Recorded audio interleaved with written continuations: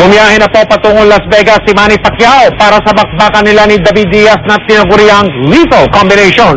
Bago umalis si Pacman ay humarap muna sila ni Diaz sa mga mamamahayan mula sa Santa Monica, California. Nakatutok si Realdy. Ayos lang daw kay WBC Lightweight Champion David Diaz kahit siya ang underdog sa laban nila ni WBC Super Featherweight Champion Manny Pacquiao. Si Pacquiao kasi ang mas popular sa kanilang dalawa sa World Boxing Arena. I've always been an underdog, so I mean, even from my amateur days, so it really doesn't bother me. Hindi naman daw nagpapakakumpiyansa si Pacman kahit pa sinasabing si Diaz ang underdog sa kanilang dalawa. Although malakas din siya, malakas din, pareho din naman kami nagtitiwala sa lakas namin. At hindi raw tulad ng ilang nakalaban niya, wala raw siyang naririnig na hindi maganda mula kay Diaz. Hindi katulad ng ibang mga boksero na hindi pa tapos yung fight, kung ano-ano ng mga sinasabi.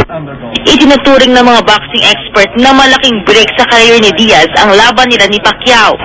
Agosto noong isang taon, tinalo ni Diaz si Eric Morales nang subukan nitong agawin ng WBC lightweight title. Undercard si Diaz sa labang Pacquiao Marquez noong Marso. Tinalo niya si Ramon Montano. We know Manny Pacquiao is a strong, fast, and strong fighter, aggressive fighter, and we're here to meet the challenge. Ipinakita kanina ni Pacquiao kung gaano siya kaseryoso sa training. Pagkatapos ng morning workout, nag-apat na rounds pa siya ng sparring bago pumunta sa press con. Pagkatapos, tumulak na ang Team Pacquiao papuntang Las Vegas para sa isa na namang laban na aabangan ng sambayan ng Pilipino. Mula sa Las Vegas, Nevada, Ray Alves, Nakatutok, 24 Oras.